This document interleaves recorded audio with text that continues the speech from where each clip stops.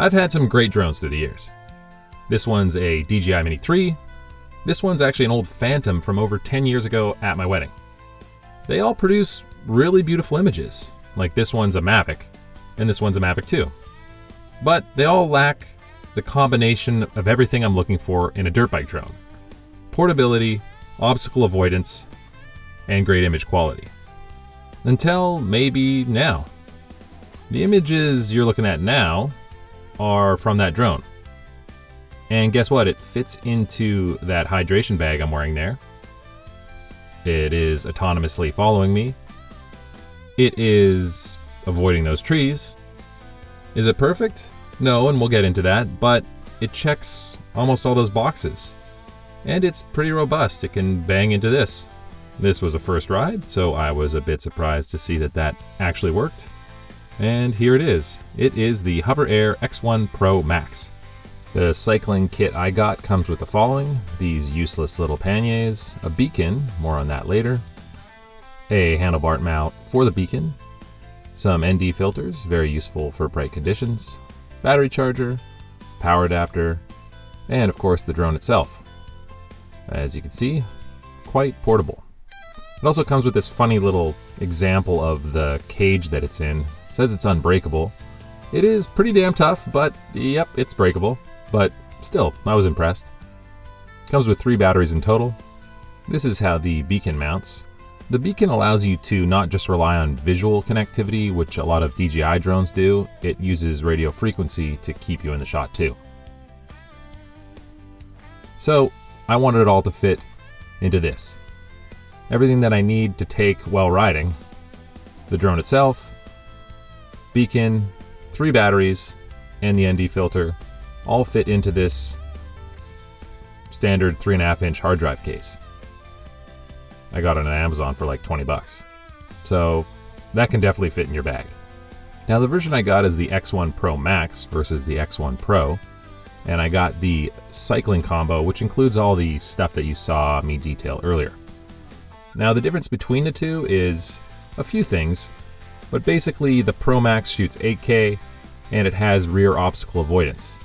Now pause the video here to really delve into the nitty gritty, but basically this thing can shoot 4K HDR, it flies about 37 miles an hour, it flies for about 15 minutes, it has great obstacle avoidance, it folds up, has internal recording storage, has an app you can fly with it, so if you don't want to be autonomous, you can do that as well.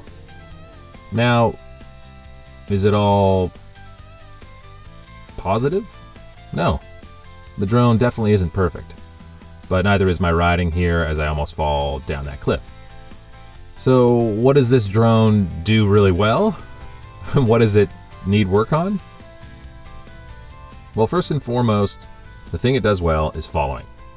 That's why I bought this drone. It can follow at different distances, which you can set on the drone or in the app. You can have it follow you wider, medium, close, low, high.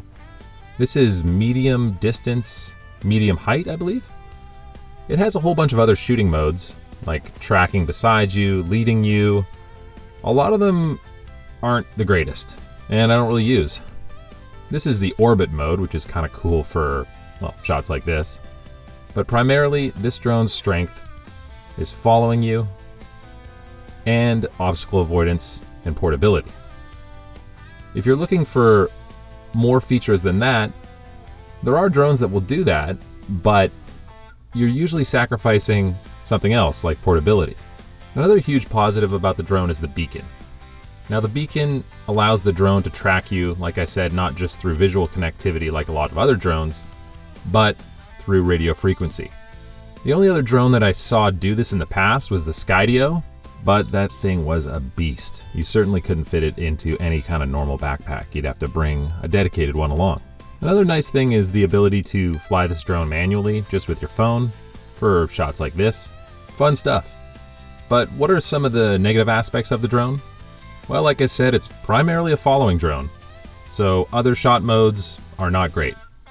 Now, Hover has addressed some of this with updates. They've improved the cycling or dirt bike mode, follows you a little better, but other things aren't there at all.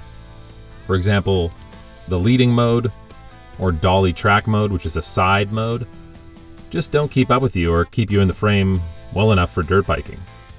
I think the examples they show is someone jogging down a path, like a predictable straight path, but it couldn't even handle me zigzagging around on this wide Arroyo road.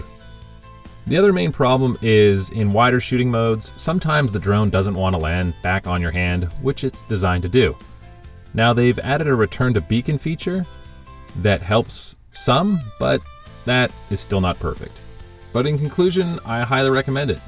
Again, not perfect, well, I mean neither is my riding, but this thing can only get better with future updates and future iterations. But bottom line, you can put this in your bag, you can take it out, it has a super fast setup time.